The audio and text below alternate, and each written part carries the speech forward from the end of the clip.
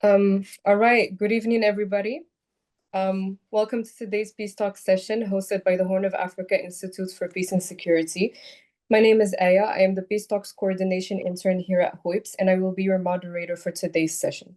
So for those of you who may not be familiar, HOIPS is an independent regional institute dedicated to advancing peace, security, governance, and development across the Horn of Africa.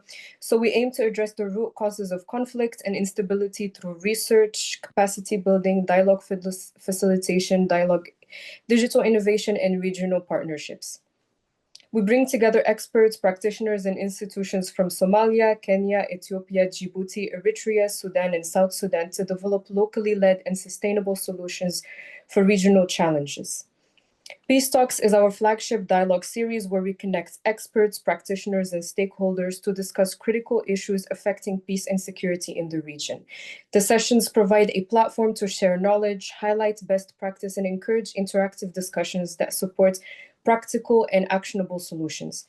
Now, our speaker today is an accomplished legal professional and retired military officer with extensive expertise in international and domestic law, human rights monitoring, conflict management, diplomacy, and strategic leadership.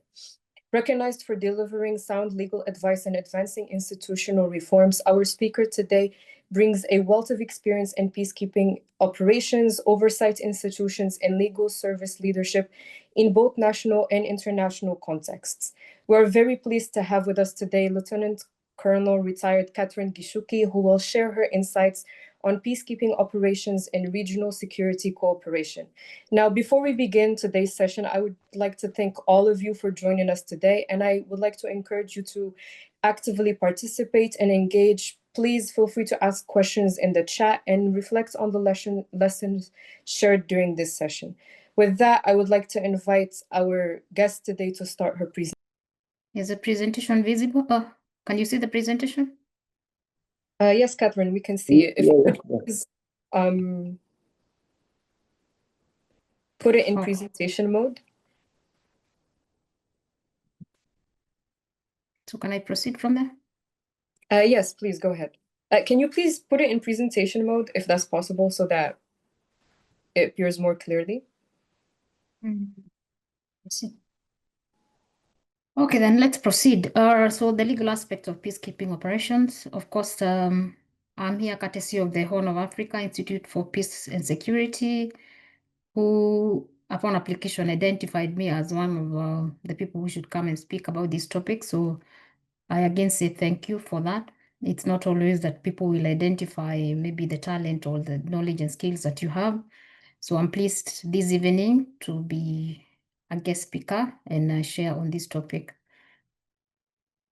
So the scope for today's presentation will be on the introduction and background, the legal foundations under the UN Charter, the role of Security Council, key legal instruments, immunities, privileges and jurisdiction, human rights law and international humanitarian law, use of force in peacekeeping operations, sorry for that, then accountability and criminal responsibility, the legal challenges and controversies, the role of regional organizations, which of course is relevant when it comes to Horn of Africa because of the participation of the African Union and the troop contributing countries, the reforms and future trends, recommendations and conclusion. So just before I start off, just to let you know that my presentation may sound UN heavy, but I'll try and if you have any questions, we can still tackle them to the extent of the regional organization in the area when it comes to Horn of Africa. So don't shy away because again, the principles are the same when it comes to deployment of troops on maintenance of international peace and security. So over the time, we have seen the evolution of peacekeeping operations. We all know that it started off with Chapter 6 of the UN Charter, where it was more of monitoring of ceasefire. There wasn't use of much of force by troops deployed in conflict areas. Over time, it has evolved more to, it has come from traditional monitoring missions to multi-dimensional operations. We are seeing more of missions now or with a robust mandate of protection mandate. So they are required more to protect civilians in those conflict situations. Of course, this reflects changing global security environments, the legal mandates and operations. Earlier on, or in the past, we had such missions like UN TSO in the Middle East. We had the mission in Cambodia, one in Mozambique. Then following the Rwanda genocide, the principle of responsibility to protect was installed or came into practice. Since then, we have then seen the hybrid and robust mandates with such missions like UNAMID, UNMISS, MINUSMA, and others. So what are these legal foundations under the UN Charter? Of course, we have the Chapter 6, Chapter 7, which is more robust on peace enforcement. Then Chapter 8, which is on it mandates the UN to cooperate with regional organizations like the UN, like the African Union. Under Article 24 of the UN Charter, the Security Council has a primary responsibility to maintain international peace and security. And that's how come the mandates are issued by the Security Council through what you call the Security Council resolutions. The resolutions, they are form basis of the peacekeeping operation. So you're not going to see a peacekeeping operation where we don't have a resolution by the Security Council. So much so that even for those regionally, like the immediate precursor or the successor of ATMIS in Somalia had to have the blessings of the Security Council so that it endorsed what the African Union had resolved. Then we have, of course, case law, like the ICJ advisory opinion on starting expenses, where the court ruled that peacekeeping operations are a legitimate activity under the UN Charter, and that member states are responsible for cost of the same. Of course, I don't know whether you know this, but peacekeeping are ran by assessed contributions by various member states. So I think there was a challenge in terms of who should fund such operations, and the ICJ issued an opinion to that effect.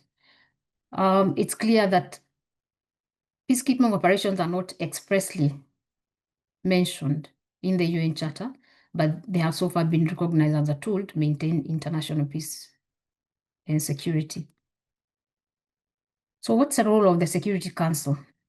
When it comes to the UN, you have the Security Council, you have the General Assembly, but on maintenance of international peace and security, the Security Council has a more robust or has a more active role, even if the General Assembly, of course, participates, because the General Assembly is one that concerns itself with the budget making and all those other decisions. So it's not that the GA does not have a role in maintaining peace and security, but as we have seen previously, the Security Council would formulate the mandates. So it decides on whether it will apply Chapter 6, which is more of observing, monitoring, or it will apply Chapter 7, which is what we have seen in the recent past. And of course, the Security Council has its membership. We have what we call the P5s, the permanent five. And then we have the rotational membership. The P5 will normally have, they do have the veto powers. So that's how come at times when there's a resolution that is to be passed in respect maybe to deployment or to starting a new mission, depending on the P5s of the member states, there's normally different voting. Others will veto. Yes. So the Security Council formulates a mandate, it authorizes the mandate, it renews the mandate, because normally mandates will be issued, they are timely, like they will be issued depending on maybe 6 months, 12 months. So there's always a phase through which after the Security Council has been briefed by the Secretary General, and depending on maybe a political situation on the ground, they'll go into the phase of, or into the stage of renewal of the mandate, or even modifying that mandate, and at times even terminating the mandate. I've just told you that I served in UNAMID. I also served in MINUSMA. The two missions mandates were terminated, and that's how come the missions are no longer in existence. So the Security Council is guided by evolving security conditions in various member states or host nations. Of course, the political developments and reports. And when you talk of political development, you'll at times see maybe during deployments in such host nations, a UN mission is even mandated to observe elections. So elections will take place, and depending on the regime that is then elected in office, the regime may have a different view as to the presence of the UN. And you all know that consent is critical. So if the political officials in office do not consent to the UN being present, then that's how they start pushing that the UN needs to pack and go. So the Security Council has to listen to such situations, and of course reports that are generated by the Secretary General and submitted, discussed, and are also used as a guide as to then how to proceed. Article 24 is the article that then mandates the Security Council or speaks to its role. It's on maintenance of peace and security, international peace and security. The Security Council also has an oversight role through the reporting from the Secretary General. So there are various reporting cycles on various issues. So through those reports, that's how the Council is informed of what is happening in each and every mission. And the SC is then briefed, and it has that oversight role with that respect. Then the Security Council has a role to cooperate with regional organization under Chapter 8 of the UN Charter. It's if you look at the UN Charter, Chapter 8, that it is mandated to work, collaborate with the regional organization to maintain international peace and security. And it's through this chapter that then the Council has worked previously, is working currently with the African Union, and even other regional organization. Good example is what is happening in Somalia, the AUSOM, which is a successor of ATMIS. It was established, or the resolution was passed 1st of January this year. So what are the key instruments, legal instruments, when it comes to a peacekeeping operation? The first one is the Status of Forces Agreement. That's what is popularly known as the SOFA. And this is signed between the host nation and the UN, or the host nation and a regional organization like the African Union. And this basically provides the legal status of the UN, its personnel, movement, jurisdiction, immunities, and privileges. Because of course, the moment now, say a member state, the troop contributing countries are participating in peacekeeping operation, you come on board and you put on the blue helmet or the green helmet for the African Union, and you become part of that arrangement. So then your legal status under that arrangement is defined in the SOFA, the personnel themselves, how you move. You're not supposed to be restricted within the host nation. You have immunities and privileges. And this is sort of like the Bible or the Quran when it comes to peacekeeping operation, because this is what guides how the mission is governed, at that lower level. So it's a critical document that cannot again miss. It has to be in existence once a resolution is put in place and a mission is being deployed. SOFAs are mission specific, so you're not going to have, let's say, the SOFA in UNMISS looking the same as SOFA in Congo, because the context is different. There could be some generic provisions in that document that will be alike. So of course, some things won't change, like the immunities and privileges are drawn from the 1946 convention, but they are mission specific. Then you also have the status of mission agreement, that is the SOMA. This applies more for non-military missions or political missions. Like there's a mission in Kosovo, I think it's called UNMIC. So such missions are governed by the SOMA. Then you have the Memorandum of Understanding between the UN and troop. Oh, this is not supposed to read people. It's supposed to read police. Sorry. So you have the MOU between UN and the troop stroke police contributing countries. So in an UN mission, you will have three components. You have the military, then you have the police, and then you have the civilians. The civilians, of course, are employees, mostly are employees of the UN, the staff members. Then you have the troops, that's the military, and then you have the police. So those, of course, will come from the member states who have contributed to that arrangement. And there will be MOUs between the UN and such countries, of course, to govern that relationship. Mainly, of course, also touches on reimbursement, reimbursement in respect of the personnel, the equipment, jurisdiction issues. Yeah, because as you'll see further, the troop or police contributing countries will have the primary or exclusive jurisdiction when it comes to, wrongdoings committed by their personnel, so that you won't have a situation where if a military personnel commits a crime, say in South Sudan, his government has a primary jurisdiction to first try or, prosecute him in whatever arrangement that they have. And and the host nation will not have jurisdiction over such a personnel. Rules of engagement is another key legal instrument. They are derived from the Security Council resolutions and, of course, approved by the Department of Peacekeeping Operations in New York. And again, they're mission specific because, of course, as you see, they are guided by the resolutions. The resolutions are not homogeneous or uniform. They depend on each and every mission.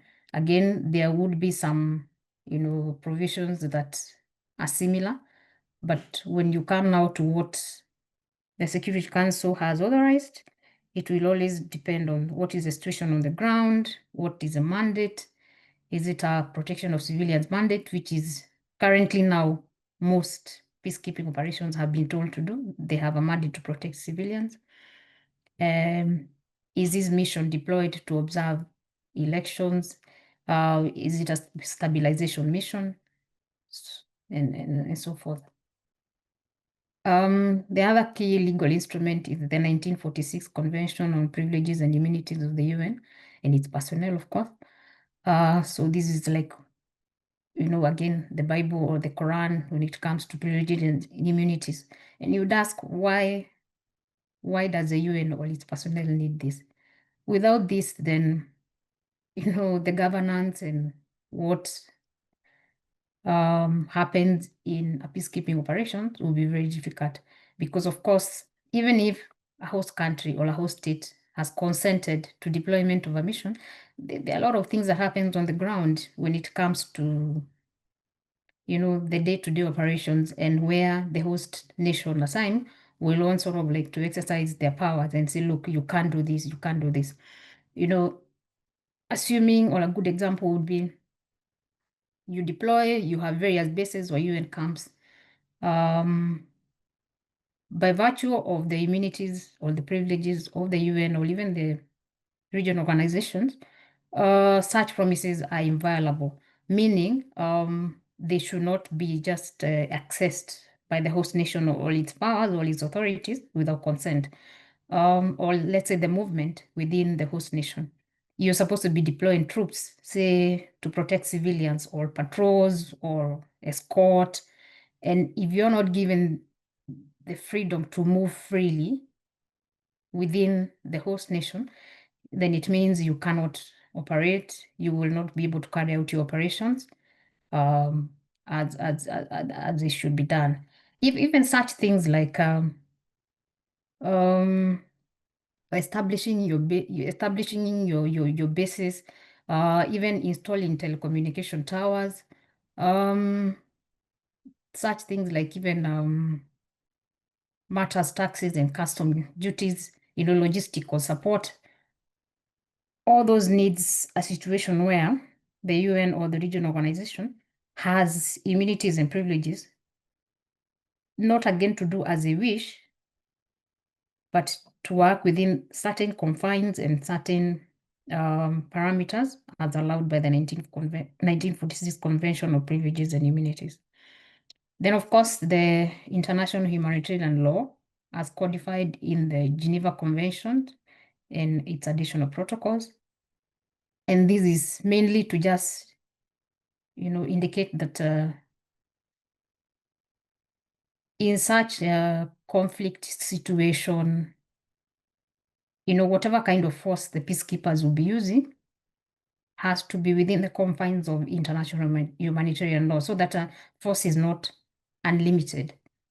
You cannot be deployed. Yes, you'll be deployed in a certain host nation, and you as a peacekeeper, your work will be to terrorize and not, protect civilians. It will have to be done within the confines of what IHL requires. The next one will be international humanitarian law. Yeah, because there are human rights obligations that have to be observed by each and every member state of the UN, by each and every member state of the African Union or regional organization, such that if you go against such, then accountability kicks in. Then, of course, as we've said, the Security Council resolutions are also key legal instruments for a mission. Yes, as I was trying to explain, immunity, privileges, and jurisdiction. 1946 Convention is the main document. Inviolability of UN premises, properties, archives.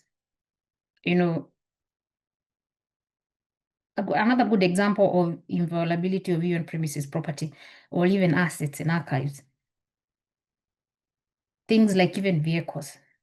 Yes, you will deploy to a place where there's government in place, or there are even host nation state authorities in place.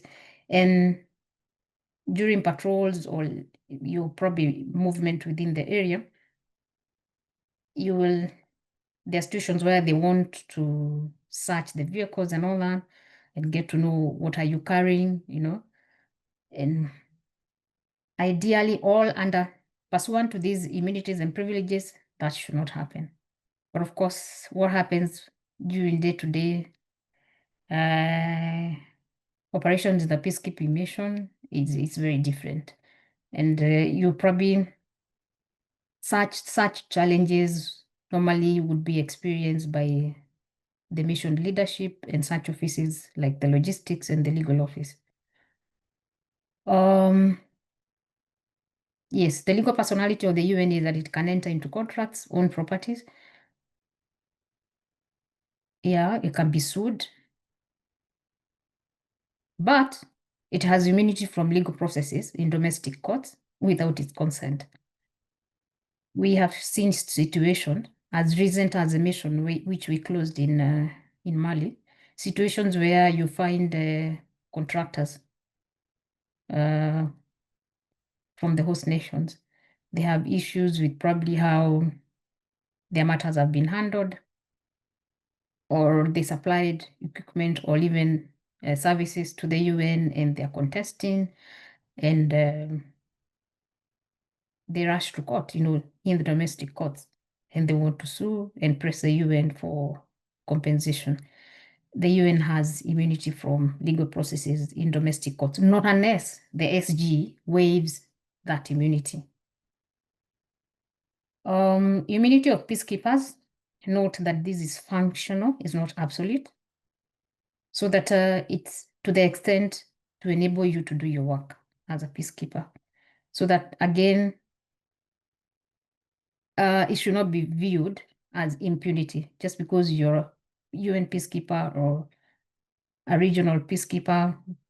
working for the African Union does not mean because you have immunity that you abuse it. It's to the extent of you being able to carry out your function in that particular area or in that particular operation. The privileges would extend to exemptions from taxes, custom duties. Yeah, there's an interesting case in respect to the mission that was in Haiti, MINUSTA, where as a result of the cholera outbreak that happened in our country, the UN was taken to court. Actually, I think the matter was filed in the US in New York, and the victims were pressing for compensation and argued that the peacekeepers were responsible for that outbreak. But eventually, the case was dismissed on the basis that the UN has absolute immunity and it could not be sued.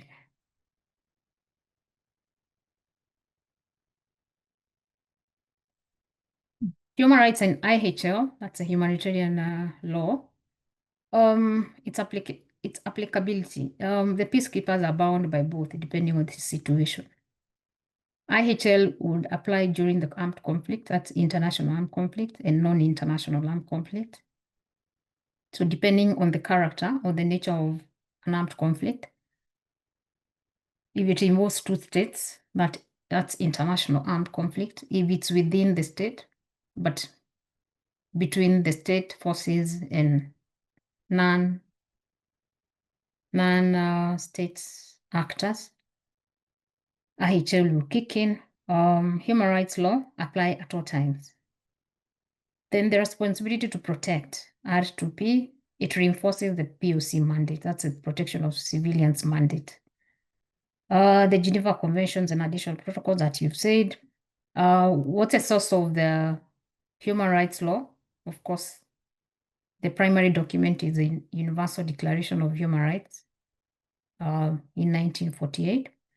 Then there's another key document, internal document that was issued by the Secretary General. That's a bulletin on observance of IHL by UN forces and accountability for violations. These are issues that I've taken very, very seriously. And of course, this calls for then, comprehensive training for troops before they're deployed, so that by the time they go to such theaters of operations, they then know what is expected of them. Yeah. During my stint at the Kenya Defense Forces, I was heavily involved in training of our peacekeepers before deployment to the various missions. And of course, that helps.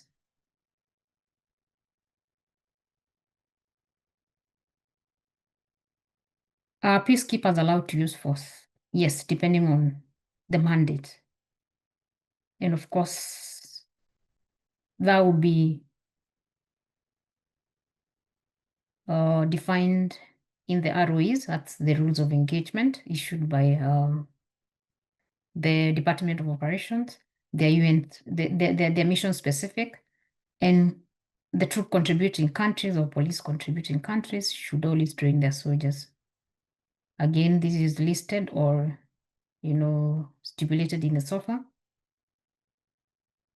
When it is robust peacekeeping, when a peacekeeping operation has a POC mandate, there's no way you'll be told go and protect civilians and you're not expected to use a bit of force. But even as you do that, the force is not unlimited, but should comply with IHL principles.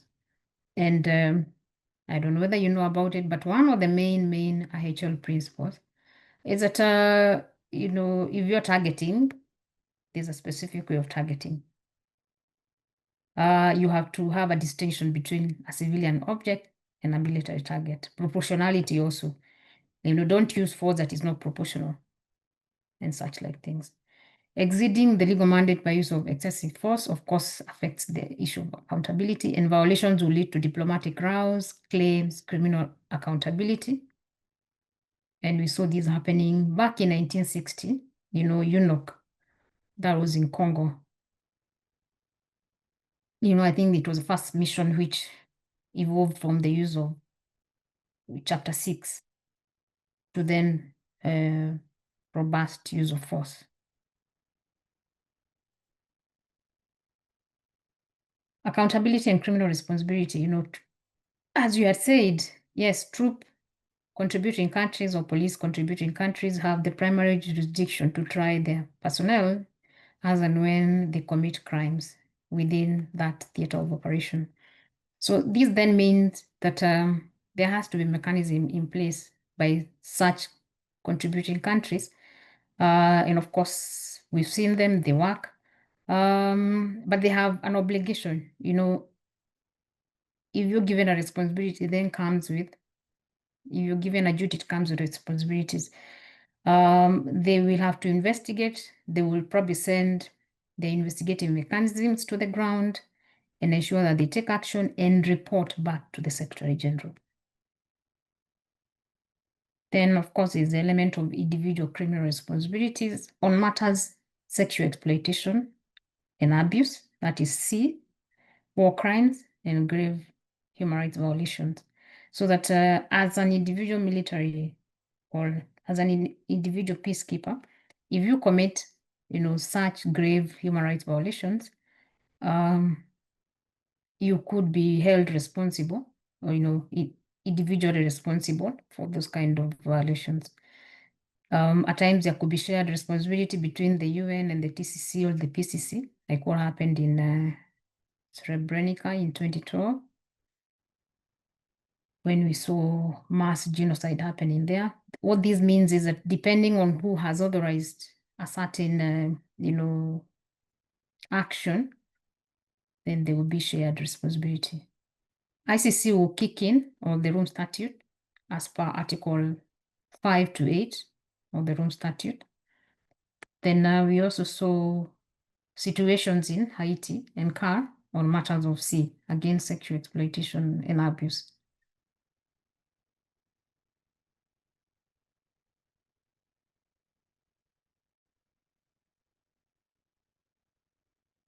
So what are the legal challenges and controversies? This element of sovereignty and mandate. Chapter 7 often go against the sovereignty of a host nation. Such missions where we had robust mandate. UNIMIS is still in place, UNAMID closed. But even if a mission is deployed to a host nation, and yes, they probably agree to it, there's always that delicate balance between when you deploy peacekeepers who are supposed to come and use force, and a country is saying, look, we are the powers that governs this country. Whatever it is that you do, ensure that it does not, interfere with our sovereignty as a nation. So there's a delicate balance between the use of force under Chapter 7 and enforcement of a protection of civilian or a robust mandate. Host governments always raise the scope of UN authority, impedes the movement of peacekeepers. Yes. And this normally is witnessed a lot, and it's always reported as SOFA violations. You find host governments violating the SOFA day in, day out, day in, day out.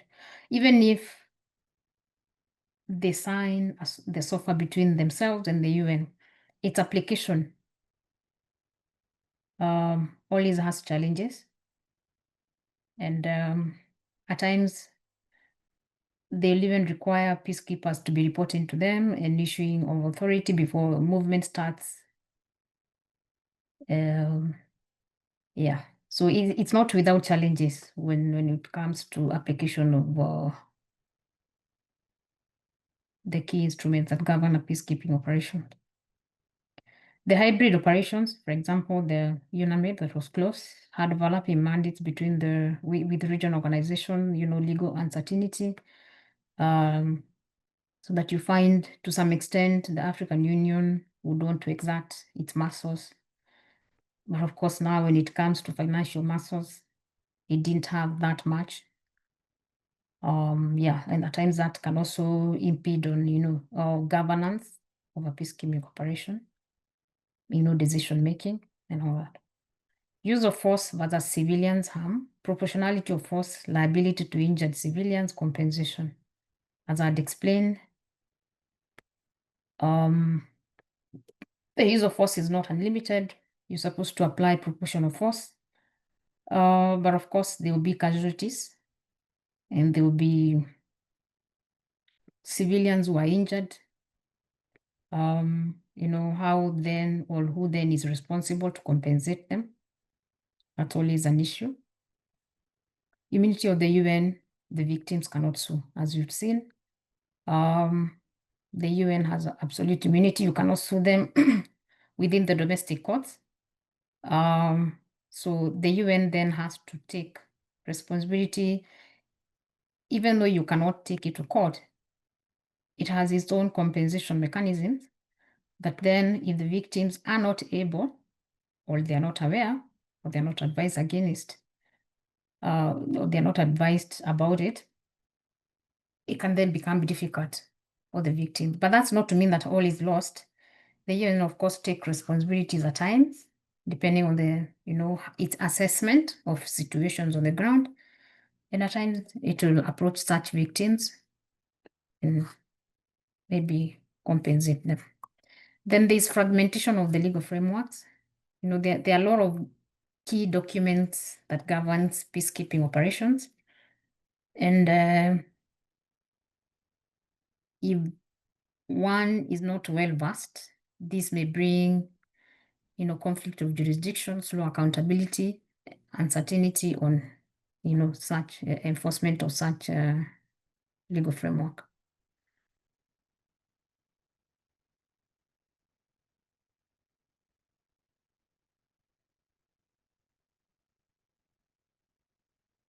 So what's the role of the regional organizations like the African Union and others? First and foremost, what's the legal basis of the participation of an organization like the African Union?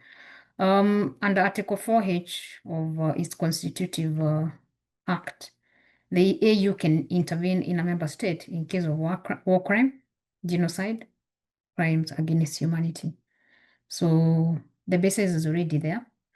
Of course, the issue here would be who determines the level, or, do you have to wait for it to get to this level where you're witnessing war crime, genocide, crimes against humanity? Of course, we have seen in the past where there has been reluctance on the African Union in terms of when it should intervene. Is the intervention timely? And by the time such decisions are taken, there's massive death, displacement of civilians and all that. Chapter 8 of the UN Charter, of course, enables this or calls for this, authorizes such collaboration with the UN and regional organizations.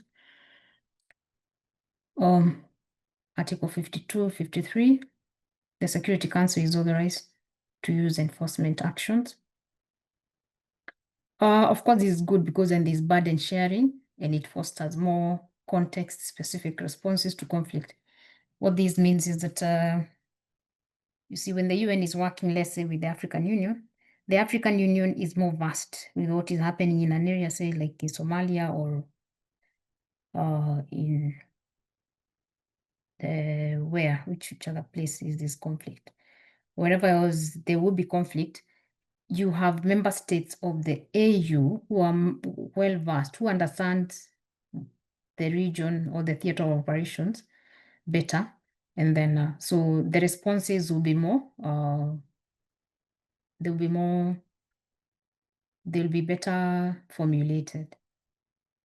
Examples of where the regional organization like the AU has collaborated with the UN, or has had the blessings of the UN to deploy its forces is AMISOM, Somalia in 2017, AFSMA in Mali 2013, AMIS, Darfur in 2004. We have UNAMID, we have ATMIS. These are the most current or the most recent, and the AWSOM.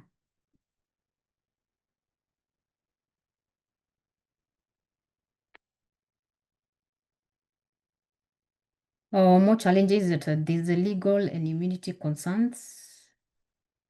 Of course, as you've seen, people or victims will want to challenge actions of the military or the peacekeepers, but or the actions by the UN.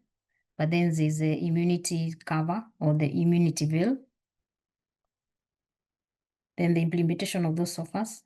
There are times complex. There are loads of violations by the host government. And of course, nothing much will be done.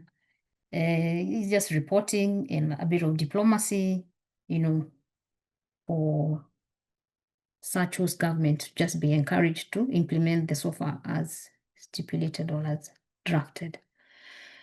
Immunity versus accountability. Function immunity may at times complicate accountability for crimes committed by peacekeepers.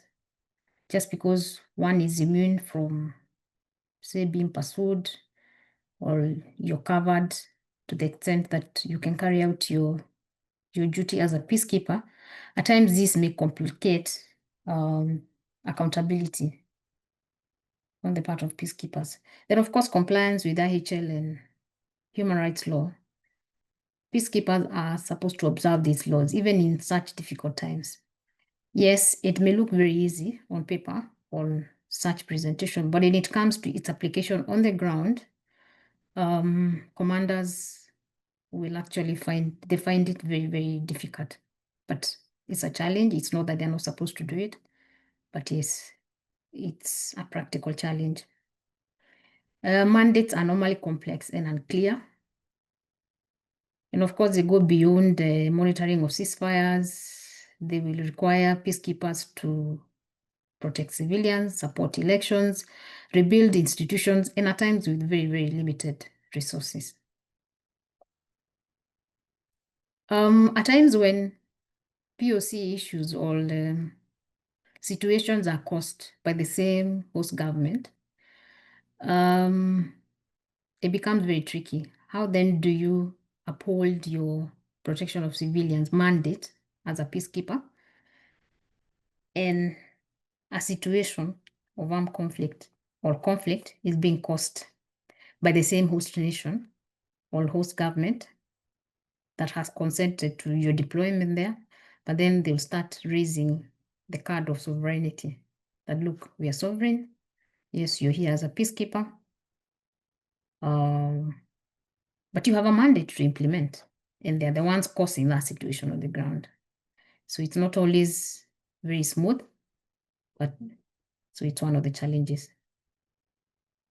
Rules of an engagement dilemma. At times, peacekeepers will be forced to be, to weigh between the use of force to protect civilians and avoid its escalation, or avoid escalation of a situation. So what are the proposed reforms and future trends? Is that there should be strengthened accountability, transparent reporting mechanism, better collaboration with troop contributing countries, better support to victims, especially for sexual exploitation and abuse. There's a proposal that, and there has been such debates, that there should be limited waiver of immunities in serious cases. That's by the Secretary General. And of course, there has to be human rights mainstreaming so that it's more encouraged, its observance, and people being held accountable for their violations. Then cyber, digital evidence, satellite surveillance, and data analytics. This is something that is not very seen when it comes to peacekeeping operations. So I think the UN and other regional organizations have to, with time, ensure that they also evolve and put such policies, SOPs, and legal frameworks to address, the modern times. That is to govern cyber operations and artificial intelligence, in peacekeeping. Strengthen hybrid missions with the regional bodies. We are already seeing that. Of course, it's a welcome that you have AWSOM, or we had ATMIS and it's now AWSOM. As you've seen, such regional operations would be better placed to address, situations, because then you are able to respond with more solutions that work in that particular conflict situation. Then there's emphasis on legal clarity and accountability. I don't know, Aya, whether we have time to watch that video, but we can come back to it. The recommendations is there need to be more clarity in mandates. Of course, there's only support from the UN headquarters. Once a resolution is issued, they would normally write to the various missions, in sort of like a less complex language on what the mandate means and what the mission should do. Then there should be better UN and AU host state coordination, enhanced training and capacity of peacekeepers, establish rules to enhance use of technology and digital evidence. Then also reforms aimed at ensuring more credibility, legitimacy, and effectiveness of the peacekeeping operations. Then, of course, allocation of adequate resources, because if you're going to give wider, robust mandates to peacekeepers, it's only fair that then you was to provide for them to do that. And in conclusion, it's clear that the observance or lack of law, and specifically human rights law and IHL by the UN and AU peacekeepers may undermine and hamper the implementation of mandate and legitimacy of those operations.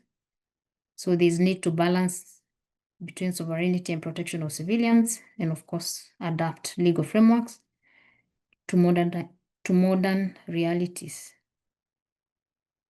Thank you so much for listening to me. Aya, do we have time to watch the clip? Unfortunately, I don't think we will have enough time for that. If we want to have a Q&A session. How about we leave the floor open for our participants to ask questions in the chat, and if we still have time at the end, we can watch the video. Is that okay? Okay, that's okay. All right, so thank you, Catherine, for that very expensive and detailed presentation. I'm sure that our guests have many questions ready, so please go ahead and ask them in the chat. So to ensure that the Q&A session goes smoothly and that we don't have any technical issues, I will relay the questions myself. And to start us off, I think we already have a first question. So Sudan is witnessing an extremely complex conflict in which political, tribal, and regional factors are deeply intertwined, further fueled by racism and hate speech among the warring parties. These dynamics have severely affected the work of international and local civil society organizations, limiting their ability to provide essential humanitarian aid and services, a situation that has worsened the suffering of civilians as the war drags on.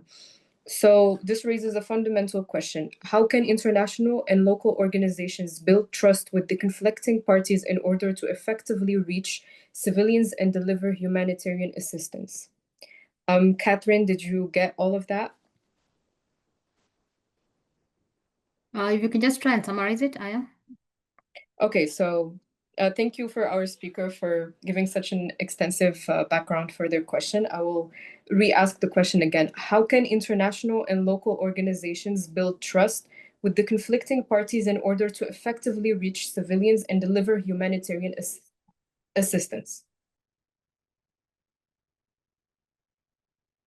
Yes, thank you for that question. And I empathize with what is happening in Sudan. Having served in Darfur for about 5 years, we saw the sufferings of the Darfurians and other, Sudanese.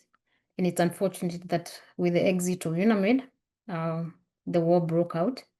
But I'll say that all is not lost. And I know other UN agencies are operating, I think, from the Port Sudan or from the Port of Sudan. Of course, we have the likes of UNHCR and others. So all is not lost in Sudan. But I believe that the international community, even though action may not be seen to be happening, or the international community is probably not being seen to take, decisive action to deal with what is happening in Sudan, we can't say that all is lost. I believe that with time, with the guidance of the P5 or the Security Council, intervention will take place. But I also appreciate that at times when decisiveness is not exercised, human suffering continues. Of course, humanitarian organizations can't even deliver the supplies to the suffering civilians. And it's such an unfortunate situation. Let's not give up. I think also in this time, in the era of social media and all, we have the benefit of just doing the advocacy online and ensuring that we raise our voices and try and press, and call for decisiveness. Thank you.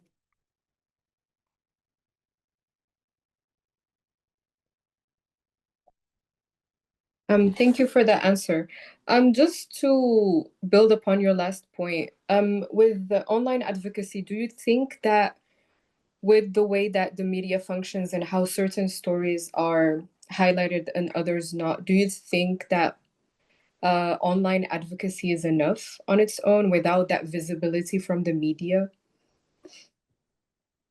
Of course, online advocacy to some extent works, but also the media should join hands with the civilians, with the civilian populace, to highlight and showcase what is happening in Sudan and press for more action. So yes, the two should go together.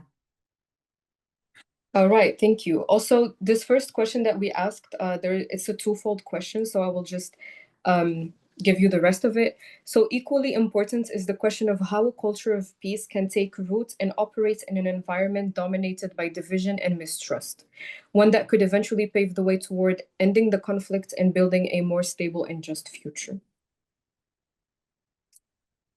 So what's the question, Maya? It sounds like a statement to me. What's the question? The question is in the first part. So, how can a culture of peace take root and operate in an environment that is dominated by division and mistrust? Can we actually have a lasting peace in such a context? Oh, I see. Okay. So the person is asking whether a culture of peace can be entrenched where there's mistrust, probably, between, I don't know that the person means between, the government of the day or the authorities of the day versus the populace. Yes, this can be a challenge, and I know this is something actually we witnessed in Sudan when towards, the pulling out of the mission, where you could actually feel and see that the populace didn't have trust, or they don't trust the government of the day. And of course, they would look up to us and ask, how would you leave us to these people? How are you leaving us to these people? But again, as you know, the UN or even the AU is not meant to be installed in a country forever. So at one point they'll have to pull out. And the culture of peace versus mistrust, yes, it's a very delicate balance, but it's encouraged that this is also practiced by its leaders, by the populace, by various groups in these countries. I know in such conflict situations or in areas, we don't have a culture where we have, groups that come out and they're speaking. But we saw this example in Sudan at one time where we saw women, voicing out and singing and calling for peace. So even if that culture of peace cannot match or cannot exist where there's mistrust, it's encouraged that again, people should not keep quiet. They should keep calling for it. if you have, let's say, diasporians, say Sudan people or Sudanese who live in the diaspora and they can see what is happening in their country or even any other country, speak out and call for peace, even if there's mistrust between the local populace and the government of the day. Thank you. Thank you very much for that insightful answer. We have another question, one that focuses specifically on the recommendations. So wouldn't self-fund be an option? As, for example, our question is from a PhD student working on the effect of overlapping memberships of Ethiopia and Kenya through IGAD and the East African Standby Force on conflict mediation process in Somalia. And one of the observations that they have raised is that EASF only exists on paper, leading countries to opt for ad hoc troops intervention, and that is mainly due to the lack of funds to mobilize the standby forces in the region, which is quite contradictory because there is money, there is enough money, but where does it go? This dysfunctioning organization and coordination results in delayed conflict resolution milestones and hence status quo persistence. So we have a mix of a question and a statement. If you could please add on to it a bit more. So this PhD student seems to say that there's duplicity or multiplicity of roles by various organizations, and they are citing that there's IGAD, there's ESF, and others. And I think, according to them, that complicates the mediation efforts in Somalia. Is that the situation? Have I gotten it correctly? Yeah. Yes. They specifically talk about the funding aspect, how there is, in fact, money, but where is it going? Okay, of course, I'm not in a position to answer that question because I don't work for ESF. I think that's a East African Standby Brigade based in Nairobi. But it can complicate when you have a lot of players, looking at the same issue or having to address the same issue. But to the extent of where does money go when it is allocated to ESF, unfortunately, I'm not in a position to answer that one. But I appreciate that where there are multiple players and maybe there's no coordinated efforts as to, the main goal or objective, that can complicate a situation.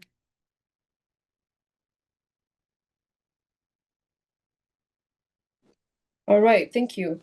We have another question, another one from a PhD student in peace and conflict studies. So they ask, what are the implications of emerging global security trends, such as the rise of new global powers, for African security and the UN Security Council's role in the continent?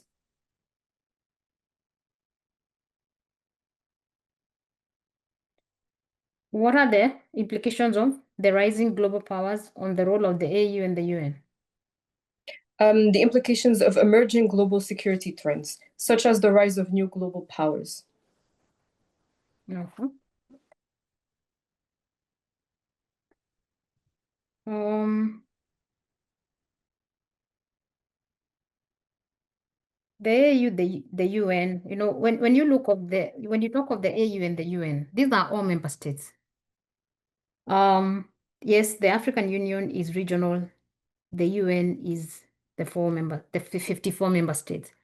So in as much as you would say these rising global powers, of course, security challenges that come with that, they are all in the same theater of operation or they're all in the same area. So to the extent that these member states participate in the decisions from where from the membership, either AU or UN, I would not really be worried. Of course, we have seen the push for, I think by the Kenyan president to ensure that the African member states are awarded or they're given so that that is expansion of membership, beyond the P5, so that then the decision making that is done at the Security Council level becomes more inclusive. So at the moment, yes, to the extent that the Security Council membership is only rotational when it comes to the African Union member states, that can be a challenge. But all is not lost, because again, at the UN level, through the GA and other forums, they can still speak. So even if there is the rising global powers and security challenges, that can still be handled.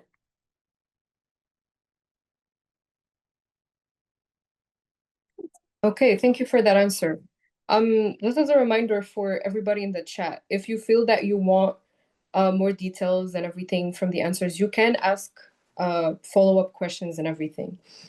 It doesn't seem like we have any other questions, but we still have a few minutes left, so I'll ask a question of my own.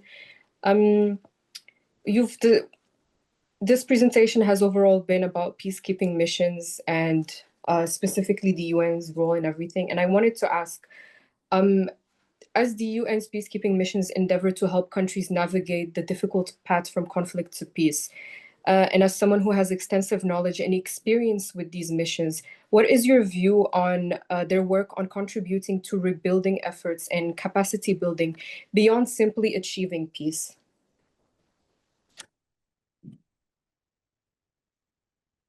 I didn't get that one. Sorry, got distracted by someone who had asked another question here. Please, That's please quite all right. go over your question again. I'll just synthesize the question. Basically, I wanted to ask, as you have extensive knowledge and experience with such missions, what is your view on peacekeeping missions work on contributing to rebuilding efforts? So beyond just simply achieving peace, like in the traditional sense, but more than that, like actually making communities able to sustain that peace and help them in their rebuilding efforts. Okay. Yeah. That's a challenge. And as I've told you, I was actually looking at the UN Security Council Resolution 2767 of last year in respect to the mission in Somalia, also. And it's a very comprehensive mandate where the AU and the UN requires member states, or no, the troop contributing countries, to go beyond the POC, to go beyond protecting civilians, and sort of like stabilize, support the stabilization of the country, support the federal government of Somalia, the security forces. There lies in the challenge, because if such a mandate is not matched with the resources that should support that kind of work, of course, there's a challenge there. And of course, when it comes to also the troop contributing countries, or the police contributing countries, when you have a mix, and of course, you can't operate with one country, command and control becomes an issue.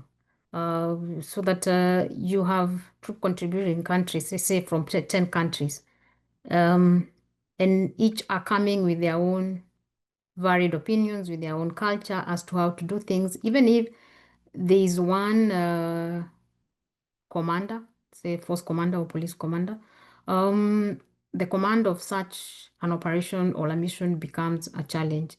And to the extent that you then require them to help stabilize the country or stabilize the security forces, it can be a challenge. Assuming, or not assuming, because it will so happen, like also with its mandate to stabilize, at one point they will have to work on an exit strategy. They will have to exit Somalia. But between the exit and ensuring that you don't have that vacuum, so that then there's no lapse, what happens once the mission is gone, and now the host nation should stand on its feet and ensure that all the liberated areas, there's no creeping back of conflict. That can also be a challenge. So in as much as we have such missions where they have those mandates, we also have practical challenges. But that's not to mean it's not achievable. It's just how they formulate, how they work around those challenges, report, do various reports and, timely reports to the AUPCS and the Security Council so that there is no premature withdrawal or where then they need more funding. That should happen. So I think there's call for more resources, there's call for more coordinated command and control of the troops. Accountability, of course, because if you don't have accountability for violations, human rights violations that are committed by the troops on the ground, and peacekeepers are there, to make civilians suffer, then you lose legitimacy. Thank you. Okay, thank you very much. You mentioned a growing call for increased resources and finances and everything, as well as a lot of talk about helping rebuilding and including development and sustainability more. What is your opinion on past and current efforts for reforming peacekeeping? Do you think that these efforts have been enough? Do you think that there's more that can be done? And do you think that these efforts actually have any effects on the ground? Yes, their efforts, of course. I think a very innovative initiative that I saw was with the installation of AWSOM. I think they have fallen back to some fund. I think the peacekeeping fund or something. There's a fund that it was decided that that particular mission will be funded from the interests that come with I think from the peace fund. So because of course with the harsh economic times, the reduced, I think there's witnessing of reduced members' contribution, assessed contribution by members. And as we've seen, peacekeeping operations are funded by member states. So if there's economic meltdown from the various countries, of course, we ain't going to see such support.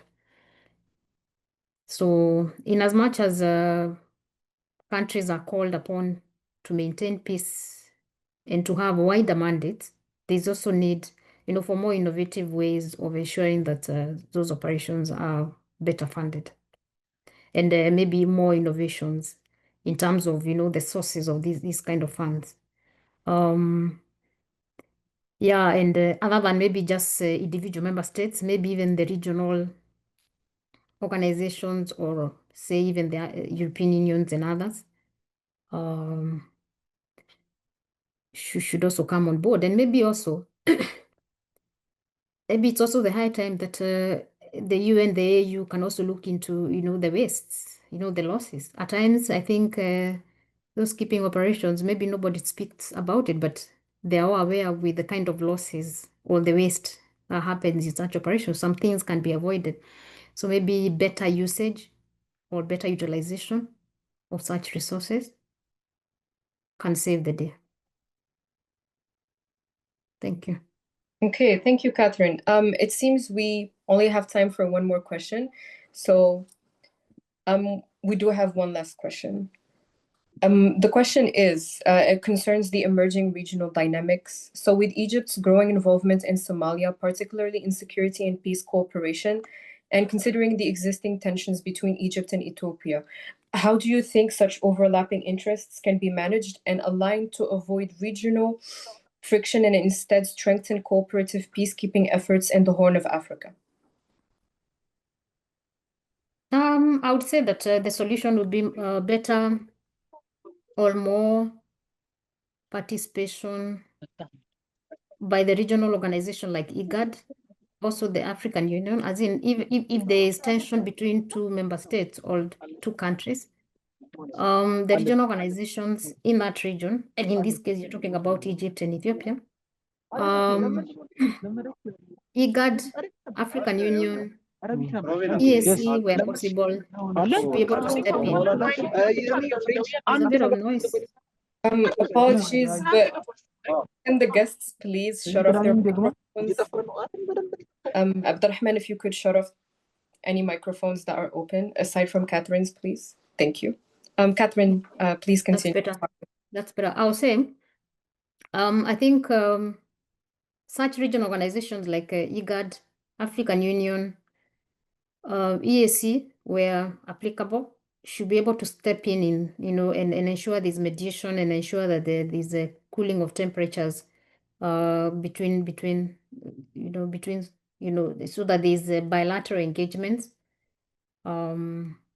Yeah, because we are all looking at one common goal to ensure that there's regional peace and security. Because if you're having member states who are not working well, then that spoils or interferes or impedes with what will be achieved at the end of the day. So we should all move in one direction as a regional organization. Of course, it's not easy, but with such efforts, it can still be achieved. And what mechanisms do you think that these regional organizations can use to mediate and harmonize these strategic interests to sustain long-term peace and stability in the region? I think one common mechanism would be to call for the use of diplomacy and mediation, political mediation. So round up the political mediators, because we are not scarce of such resources. We have such political mediators who have in the past done a very good job.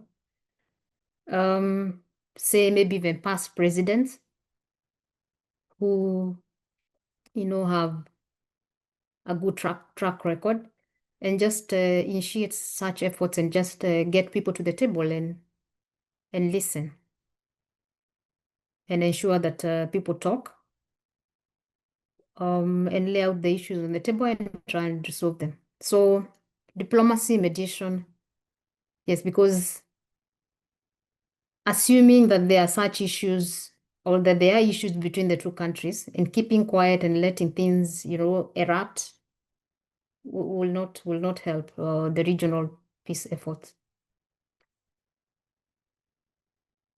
Okay, thank you very much, Catherine. I think that concludes the Q&A session, unless anybody has any more questions. I will leave the floor now to Abdurrahman.